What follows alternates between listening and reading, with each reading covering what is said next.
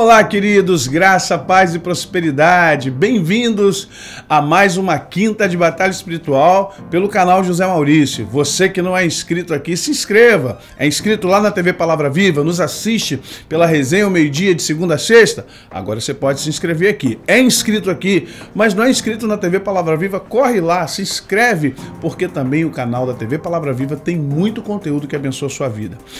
Todas as quintas estamos aqui para trazer um conteúdo importante para você. Conteúdo que vai agregar, conteúdo que vai muitas vezes esclarecer, conteúdos bíblicos que querem pautar a sua fé. Não num sistema de batalha espiritual, numa doutrina experimental, mas nessa doutrina que é a palavra de Deus. Portanto, o nosso compromisso aqui em falando de batalha espiritual ele é muito amplo. Porque nós não falamos só de demônios. Batalha espiritual não se resume a demônios.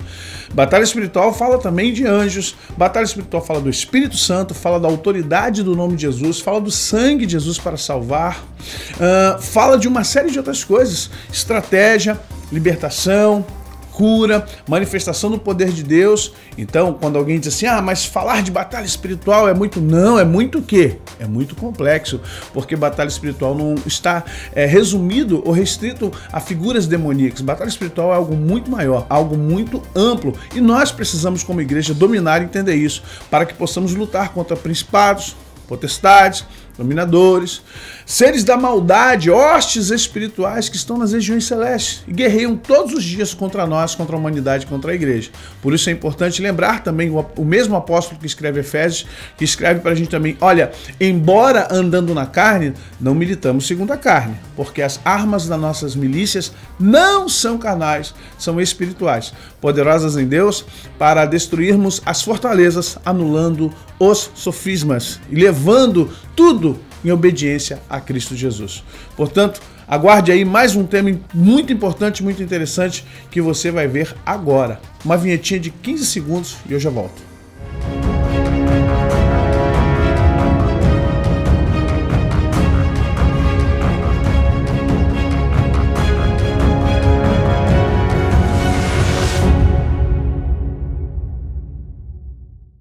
Pois bem, nós vamos falar hoje sobre a iluminação do ser em Cristo Jesus.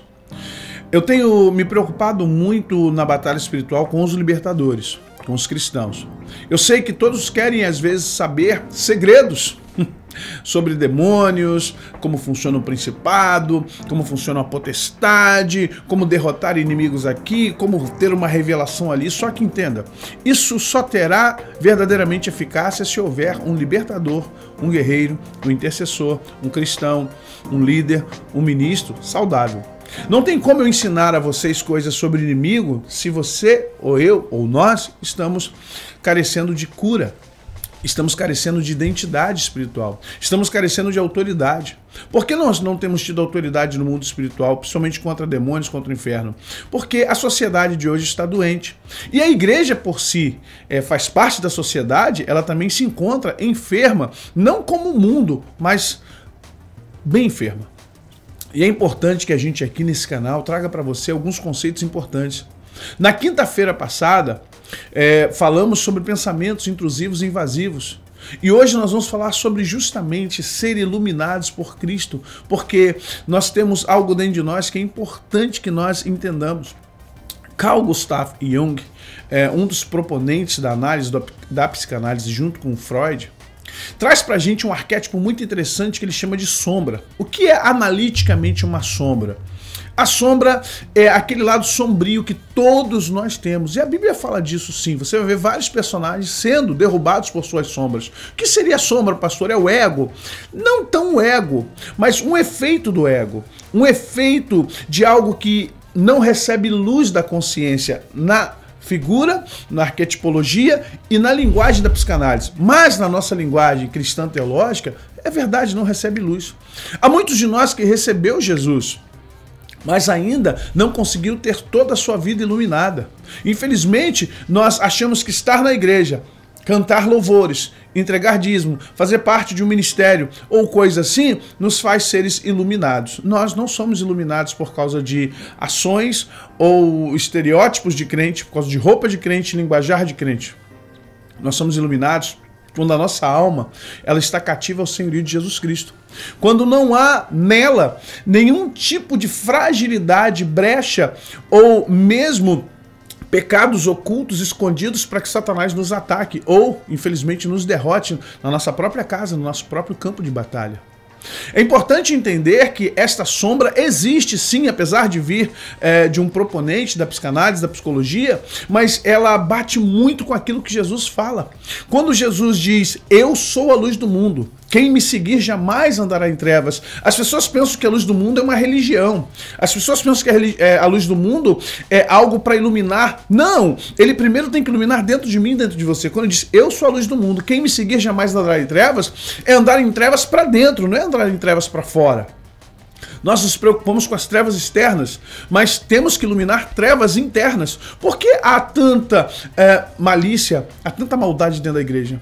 Por que há adultério, fornicação? Por que obras da carne estão infestando as igrejas? Por que nós temos porfia, dissensão, fofoca, ciúme, inveja dentro das igrejas? Por que temos obreiros contra obreiros? Isso é uma grande batalha espiritual, se você não sabe. Porque é um exército desorganizado. É um exército bagunçado. É um exército que, infelizmente, não tem condições de ir à luta, de batalhar. E eu fico preocupado quando as igrejas querem batalhar, querem fazer mapeamento geográfico, querem expulsar demônios de territórios, quando não há libertação. Libertação, como eu disse a vocês, já anteriormente, quem me acompanha há muitos anos, eu bato nessa tecla, libertação é um processo. Libertação é uma construção, é uma vitória diária que você tem sobre você mesmo. Um grande libertador, ele se liberta primeiro. Ele pede para que Jesus, através do Espírito Santo, liberte a sua alma, liberte a sua vida. E quando o Jung propõe a sombra, ele fala justamente de locais aonde a luz da consciência, mas para nós, a luz de Cristo ainda não penetrou. Locais onde nós impedimos ou não deixamos ou resistimos que a luz de Cristo chegue. E se você é libertador, se você quer trabalhar com batalha espiritual, você tem que ser todo iluminado. Porque se você entrar numa batalha contra as trevas e as trevas elas identificarem em você um ponto de treva, ali será a sua derrota. Satanás tem estratégias, metodeias, como diz Efésios capítulo 6, a partir do verso 10, mas lá no 12, astutas ciladas, no grego é metodeias, metodologia, métodos. Ele sabe que você tem uma fraqueza, ele sabe que você tem uma fragilidade, seja sexual, seja psicológica, seja sentimental, seja traumas, seja finanças, seja uma série de coisas. Ele sabe que há em você uma série de traumas, fragilidades que formam sombras. E essas sombras precisam ser dissipadas pela luz de Cristo. Olha que interessante. Quando Jesus reúne seus discípulos e ele seria preso, ele seria julgado e depois iria para a cruz. Mas ele está no final do seu discurso com seus discípulos lá em João e ele diz assim, é chegada a hora do príncipe deste mundo e em mim não há nada que é dele. Você entende o que ele está dizendo? Não há nada que haja, não há nada que ele possa ver em mim que pertença ao mundo. Ele é o príncipe deste mundo. Eu sou o príncipe da paz. Ele é o que tomou a força desse mundo. Eu é o que tomarei esse mundo pelo amor. Então nós somos antagônicos. Porque muitos ministérios, a maioria, tem problemas seríssimos na área de ego humano, na área de egoísmo, na área de infantilidades, na área de falta de maturidade. Porque há muitas pessoas dentro das igrejas cheias de sombras. E essas sombras são justamente lugares onde os demônios aportam, mandam setas, mandam pensamentos. E muitas coisas, é claro, como diz Paulo em Gálatas, no capítulo 5, a partir do verso 16, são obras da carne. Coisas que estão dentro de nós. E nós precisamos que Jesus, e nós precisamos que o Espírito Santo venha nos libertar de todas essas sombras, para que só haja em nós a luz de Cristo brilhando para o mundo. Portanto, resplandeça a vossa luz, para que os homens, vendo as boas obras em vocês, glorifiquem ao Pai que está no céu. Essa foi a ordem que Jesus deu aos seus discípulos e a nós, por consequência. Resplandecer. Ele diz assim, não se esconde uma cidade edificada atrás de uma montanha. Não se pega uma candeia, uma lâmpada e se põe debaixo de um cesto ou alqueire. O que Jesus quer dizer é que aquilo que ilumina não tem como escondê-la. Não se esconde alguém iluminado. É interessante que os evangélicos não gostam de alguns termos porque eles têm medo da nova era, eles têm medo do espiritismo. Então quando você fala iluminado, mas olha só, a quem é iluminado por Cristo eu chamo de quê? Cristão? Crente? Protestante? Evangélico? É iluminado por Cristo. É porque infelizmente o budismo usa essa conotação e a gente acha que não pode, mas olha, você precisa adequar seu pensamento para entender isso. Eu preciso ser um iluminado, mas não sou iluminado por qualquer luz como a luz do estúdio. Eu sou iluminado pela luz de Cristo. Eu preciso da luz do sol da justiça. Eu preciso que essa luz penetre em todas as áreas da minha alma. Entenda por que temos sentimentos ruins? Porque os sentimentos que chamamos de coração é o centro das emoções na alma. A alma é a nossa personalidade, é a nossa persona, é o que nos personifica. O coração é o centro das emoções na alma. Onde as sombras ficam justamente no coração, elas se residuam ou têm resíduos no coração, onde os sentimentos estão ali misturados, coisas boas e ruins. Por que a Bíblia diz que o coração do homem pode fazer planos, mas, porém, a resposta certa vem dos lábios do Senhor? Por que a Bíblia ainda diz o coração do homem é enganoso? Sabe, nós temos que entender quando fala coração, falando dos sentimentos. O coração e os sentimentos podem fazer planos, mas a resposta certa vem da razão de Deus. A palavra logos, que se refere a Jesus, é razão. Razão é luz. Então nós precisamos ser tomados pela razão de Deus. Precisamos ser tomados pela luz de Cristo. O que acontece quando nós nos transformamos? Primeiro, vamos entender o que é conversão. Conversão não é levantar a mão enquanto se canta um louvor, um hino gostoso, bonito, sabe, aquela coisa emocionante no altar. Não, conversão não é isso. Isso é receber Jesus, isso é uma pública profissão de fé. Conversão é algo construído. É algo que você vai vivendo ano após ano. É uma vitória sobre o seu ego todos os dias, todos os anos. A santidade não é ausência de pecado. Santidade é a guerra, é a luta e a vitória contra o pecado. Então precisamos rever conversão e santidade. Nós precisamos olhar para nós e assim, eu estou me convertendo, porque quando alguém diz para mim, fulano se converteu, eu fico, cadê? Eu quero saber quem é, porque eu quero procurar o exemplo dessa pessoa que já se converteu, porque eu ainda não me converti. Converter no sentido de cambiar, sabe, como da moeda, cambiar, trocar de valor. E quando eu falo converter, eu quero me converter em Cristo. Como Paulo diz em Efésios capítulo 4, até que cheguemos à estatura de varonilidade perfeita, a semelhança de Cristo, Filho de Deus.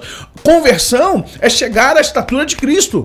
Então, se nós olharmos nesse aspecto, ninguém é convertido, porque eu ainda não conheço na minha geração alguém que está à semelhança de Cristo. Por que Paulo, em 1 Coríntios 11, diz, sede, pois, meus imitadores? Olha que responsabilidade, hein? Como eu sou de Cristo. Me imitem, porque eu estou imitando a Cristo. E eu estou tentando chegar à estatura de varonilidade perfeita com ele. Em Gálatas, no capítulo 2, a partir do verso 20, ele diz assim, já estou crucificado com Cristo, portanto não vivo eu, mas Cristo vive em mim. E o viver que eu vivo agora, eu vivo pela fé no Filho de Deus, o qual me amou e se entregou por mim mesmo. O que você entende com essas falas? O que você entende com essa postura paulina? Um entendimento profundo de que ele precisava se transformar. Agora, se Paulo entende que tem uma necessidade de transformação, e eu e você, que não somos como Paulo, precisamos buscar, como Paulo diz, novamente Paulo, como crianças com fome, o puro leite. Sabe, precisamos buscar o alimento puro, cristalino, para que haja em nós a libertação verdadeira, para que essa sombra em nós seja dissipada pela luz de Cristo. Como eu faço isso, pastor? Como eu posso ser iluminado? Subindo monte, jejuando, lendo Bíblia? Olha, tudo isso são ferramentas interessantes e importantes, mas elas não provocarão a iluminação de Cristo em você. Elas não provocarão o seu crescimento no mundo espiritual. E no mundo espiritual, vou ser sincero, ninguém vê a grife da sua roupa, ninguém vê a cor do seu cabelo, a cor da sua pele. Isso no mundo espiritual não tem a mínima importância. No mundo espiritual, o que se vê é o brilho da alma, é o brilho da luz, é o brilho do Espírito sobre você. O que o mundo espiritual observa em você é o brilho da sua glória, o quanto você é iluminado pela glória de Cristo, o quanto você é iluminado pela presença de Cristo. Tanto que quando Jesus chegava nos lugares, os demônios gritavam, já vieste nos atormentar. Como é que eles sabiam que Jesus era Jesus? Porque eles não olhavam para a roupa, eles não olhavam para a barba, eles não olhavam para o cabelo, eles não olhavam para a cor de pele, eles olhavam justamente para aquela alma iluminada. Jesus tinha alma, lembrando disso, aquela alma iluminada, o Espírito Santo na sua plenitude em Jesus. Eles reconheciam que aquele era Jesus. Quando ele chega em Gadara, o demônio: já vieste nos atormentar, filho de Deus, que temos nós contigo, conjuro-te por Deus que não venha nos jogar no abismo. Olha só, eles entram em desespero. Os demônios, a legião, entra em desespero porque reconheceram num barco com 12 homens quem era Jesus. Quando você vê os filhos de Sevas em Atos tentando expulsar um demônio, ele diz assim: nós vos conjuramos em nome de Cristo a quem Paulo prega. O demônio diz assim: nós conhecemos a Paulo e sabemos quem é Cristo. Nós não conhecemos vocês, vocês não têm luz. O que vocês querem conosco? E aquele possuído arrancou a roupa dos 7 filhos de Sevas. Preste atenção. Nós precisamos, para batalhar contra as trevas, você tem que ser luz. Para batalhar contra as trevas não basta você achar que fala línguas, que tem visões, que profetiza e que põe a mão no endemoniado. Isso não é o bastante, sabe? Porque você pode expulsar demônios, mas uma hora todos os demônios que você expulsou vão voltar, eles vão voltar contra você. E se você não estiver no momento de iluminação, eles vão derrubar. Quantas pessoas eu conheço que já fizeram milagres, curas, libertações, que já salvaram almas. É como diz Paulo: eu esmurro a minha carne, reduzindo-a a pó, para que não venha eu cair naquilo que eu ensino. E depois de ter salvado a muitos, eu mesmo ter me perdido. Isso é interessante. Você obreiro, você pastor, você intercessor, libertador, você ministro de louvor, você mestre, pastores, novamente, nós precisamos da iluminação de Cristo, porque o mundo cada vez mais já é em trevas. E nós precisamos iluminar esse mundo com a luz de Cristo em nós.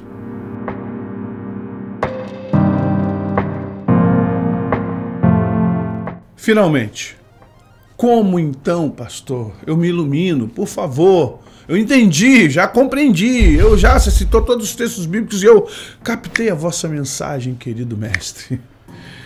Como é que nós nos iluminamos, gente? Eu sei que a religião nos propõe assim: sobe montanha, sobe monte, faça o jejum de tantos dias, leia tantos salmos, frequente vigílias. Gente, com todo respeito e carinho, mas se isso desse certo, nós teríamos anjos na terra. Nós teríamos homens e mulheres que já estariam iluminando o mundo de uma forma... O mundo já estaria em paz. Porque o que eu conheço de gente que vai para monte, que vai para vigília, que lê a Bíblia 6, 7, 8, 10 vezes, que jejua e que faz e acontece, é do manto, é do reteté, e suas vidas não mudam.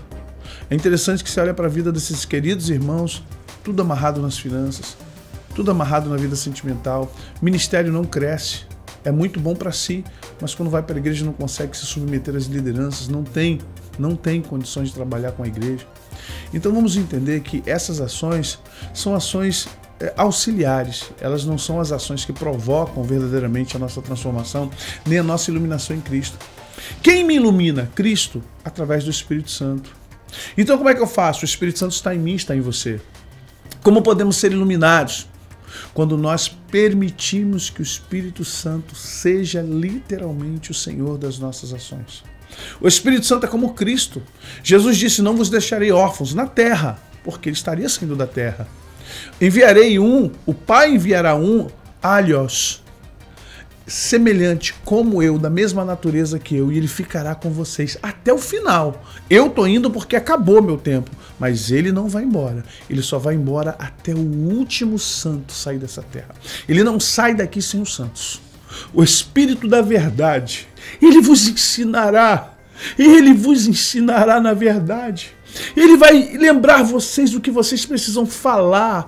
Ele vai ensinar vocês. Ele será o mestre, o advogado, o intercessor, o guia, o Deus. Ele será aquele que vai ensinar vocês na verdade. Ele iluminará vocês como me iluminou.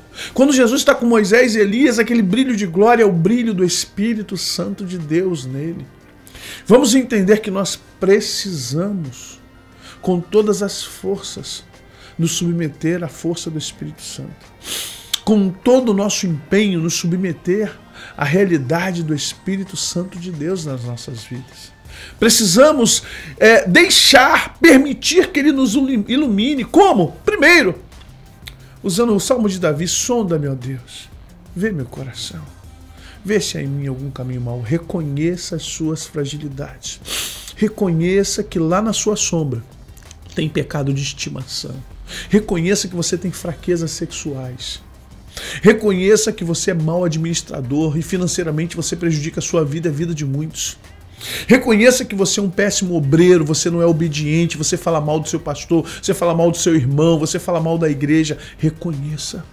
Reconheça que você é rebelde. Reconheça. Reconheça que você faz corpo mole, você não vai à igreja, você só vai quando quer porque você acha que a igreja não é importante. Reconheça que você faz pouco e que você doa seu tempo todo para o mundo, para o trabalho, para a faculdade, para pós, para passeio e vai para casa de praia, vai para casa de montanha, mas para a obra de Deus na terra você reconheça. Reconheça que você como obreiro não está desempenhando bem o seu papel como pastor, como líder, como ministro de louvor, como líder da escola dominical. Você também só faz o que quer. Reconheça que você não honra pai e mãe.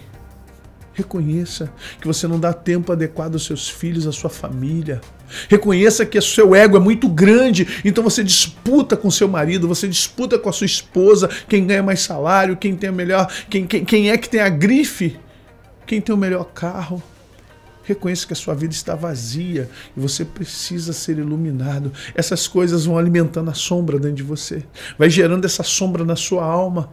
Essa coisa que Satanás gosta, essa treva que Satanás aposta. Ele aposta nessas trevas que Jung coloca para nós como arquétipo de sombra.